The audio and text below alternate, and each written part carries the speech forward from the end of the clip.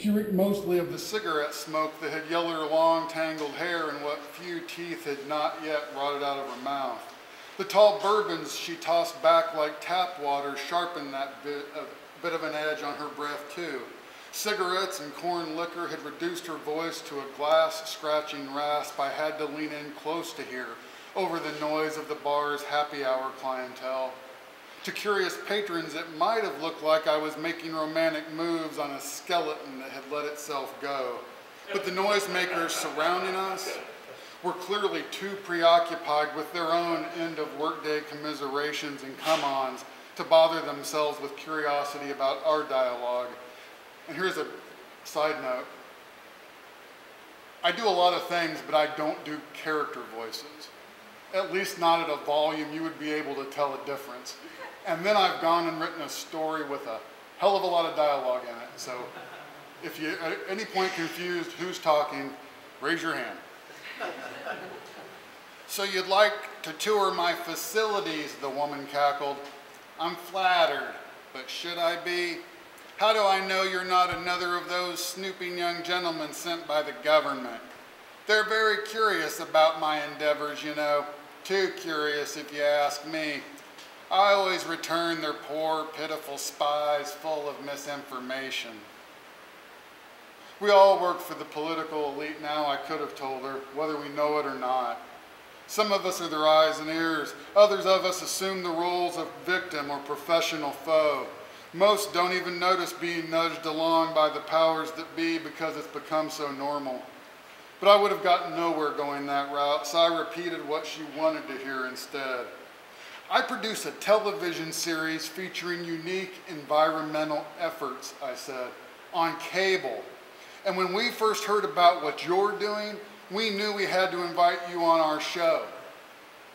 When Mom, as she insisted I call her, had drained every last drop from every last glass there in front of her, she lowered herself off her stool with a steady grace and motioned I should follow her. Mom's hunched, hurried gait parted the happy hour masses with mysterious ease, and we were suddenly standing behind the bar. Ignoring the bartender and servers at work around us, Mom pointed at a hinged panel in the rough wooden floor beneath our feet. If I'd known somebody was stopping by to make me famous on reality TV, I would have invested in a welcome sign. Maybe next time, huh, she said. You're younger than I am, Junior, and it's virtually impossible to just hear about me. I go to great lengths. So government or not, you get to do the heavy lifting. The old door, it turned out, was rigged to glide technology, so it practically floated open. Everything that I saw under that bar that night was rigged to a system of one kind or another. About that I have few doubts, because what I saw down there most certainly wasn't natural. At the bottom of a few steps where I would have expected to find dusty cases of inventory stacked in rows, so upstairs fridges and mirrored shelves and carbonated shooters could be quickly replenished after happy hour ended or at the end of a long night, I found something else entirely. Rolling hills of verdant pasture land that stretched as far as I was able to see in every direction. The ceiling sky of this odd basement Eden was outfitted with a lighting system I recognized from hydroponic marijuana arrests I had reported on back when I earned my keep as a genuine journalist. But this system had been modified to glow with a golden warmth that seemed to drip vitamin D. The real sun rarely achieves such a radiance, and then only in select geographies of the globe.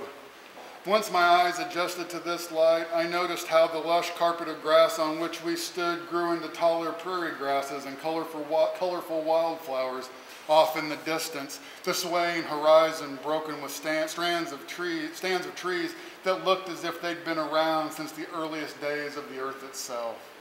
Their canopies rustled with the slight breeze.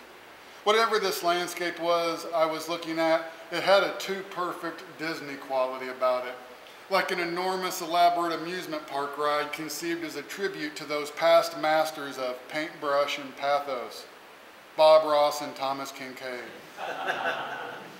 To resurrect and or redeem them, maybe. The view before me also resembled an exaggerated 3D cartoon of somebody's idea of what nature looked like once upon a time, except scrubbed clean and polished to a hospital shine. I kept expecting little critter characters to appear, scurrying around our feet, singing sappy songs. These are pretty real-looking visuals, I had to admit. How do you animate your trees? Hologram? CGI? I don't notice any smoke or mirrors. Hollywood special effects don't figure into it, Mom replied. All I do is plant seeds. She cleared her throat. Photosynthesis does the rest. Rain showers deserve some of the credit too, I suppose. Of course, I nodded. Photosynthesis. Rain. Typical bar basement weather for sure. You never know what might be happening right under your nose, she said with a shrug. I had no clever comeback for that simple statement of fact, which was a first for me. But as unlikely and amazing as this scene was, it wasn't what I'd wanted her to share. The rumor on the street, the rumor that I discovered via a series of encrypted email messages, was that this woman had created something called a bliss suit using old-fashioned garden sod. Wearing it was supposed to be enlightening, spiritually speaking. According to the briefing I'd received, heads, hipsters, and hangers-on to utopian dreams forever deferred had big hopes for this bliss technology. A grass-based fashion movement would be too ubiquitous to fail, or so they idealized. But my superiors had ideals too. Among them was the quashing of utopian movements, as soon as I could confirm that a bliss suit actually existed. The powers that be that I called my bosses had zero interest in the spiritual enlightenment of our nation's fringe citizenry. So imagine my disappointment. With no mirror in sight, the only person I'd observed in this unlikely little heaven under earth was Mom. The woman now doubled over in front of me, coughing up. It sounded like the toxic contents of every cigarette she'd ever lifted to her mouth. Her small frame looked like it might shatter with every cough. But my more immediate concern at this moment was that I'd seen no sign of a suit. This fact concerned me mostly because I was afraid that this old crazy was about to expire on me, before I had something more to show for my evening with her than a tall tale nobody would believe in a million years. From where I was standing, this woman's idyllic meadow illusion, however she'd created it, didn't seem much of a threat to anybody. Then I saw that the woman was coughing up huge handfuls of dust, or it looked like dust until I looked again. Mom was coughing up piles of seeds, then tossing them around her feet. She shot me a seriously odorous stink eye. Not what your prime-time demographic cares to watch, Junior? Or is it not what you'd expected to see? You quit pretending to scribble notes on your pad a while ago. Then she was doubled over again, barking up more garden starts. You disappoint me, Mom continued between coughs. You traded your imagination for cynicism. But those dour government twerps, whose ridiculous bidding you're here to do, they're sadder than you. They settled for power. Well, power and paranoia. I liked a clever comeback for this simple statement of fact too. Not that it mattered, because Mom wasn't done lecturing me. She caught her breath, then started it again. You've probably never met those fools you work for in the flesh. I most certainly have, again and again. They're small men. They've been small since the days of Napoleon. Baby steps are all they take. Only their hairstyles change. Their short-sightedness never ceases to amaze me. They wage their wars to convince themselves and each other who's in charge. In my experience, she said, people who think they have all the answers usually haven't asked enough questions. Enough indeed. I'd heard all I needed to hear of her histrionic jabber and seen nothing I'd hoped to see. When I turned to leave to head back upstairs for another happy hour drink special or two, I saw those seeds Mom had just tossed around her feet were grown flowers now. These weren't like the normalish wildflowers on the far hills. While I wasn't paying attention, they'd shot up from the dirt and arranged themselves into gaudy wreaths, like those usually seen around the neck of a winning racehorse or propped next to a casket at a funeral. If those wreaths were usually fumbled together by an amateur wearing mittens after a few too many. These freak flower arrangements were so real, I couldn't help but smell them. Okay, you've got my attention, I said, but is there some point to all this hocus pocus? Because up close, it's even more impressive, but it still isn't the bliss suit I've heard all about, and I wanted to feature on our show.